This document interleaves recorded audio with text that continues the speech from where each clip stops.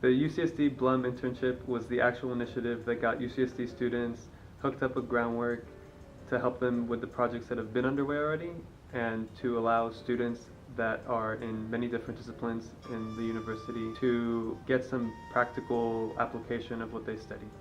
The UC Blum internship had us work on 3 projects throughout the summer, 2 of which were at one of the UCSD community stations, which is the Earth Lab. The 2 Earth Lab projects were the Deep Educational Program and the Science Academy Educational Program.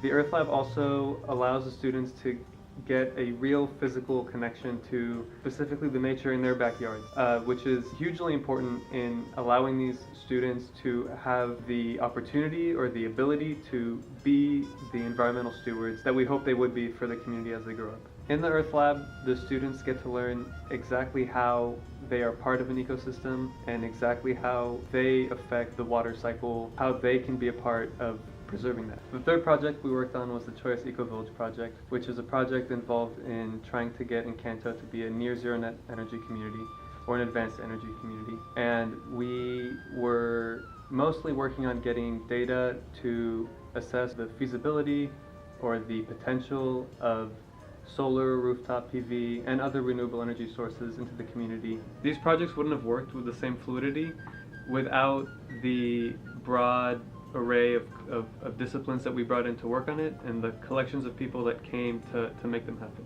We had sociologists working on this, we had engineers, we had people in education and literature working on this. I'm coming from the arts, and they all really blended in a very constructive way. The focus of the Science Academy was water quality and water conservation, and the experiments were kind of the vessel of knowledge. That's where they picked up the knowledge through experience. But at the end of the day, there was always the reflection where the students would come back to the classrooms for half an hour and write reflections in their science journals, which is making conclusions, writing thoughts out. So seeing the translation between the experiment and the reflections of the students was where that bridge was made between kind of the theoretical framework of the curriculum and the students' actual experience and emotions and thoughts that they had at the Earth Lab. But to hear them explain and to teach me what they did and from their lens, what they got from it, was really great. They were super excited to tell their parents, they were super excited to go take a shorter shower and look out for the types of birds that were flying around and the type of plants they were looking at. So I mean, yeah, this translates very well into day-to-day life. I asked one of the students, his name was Jordan, what he liked about the San Diego environment, what he took away from all the things that he learned in the past 2 weeks.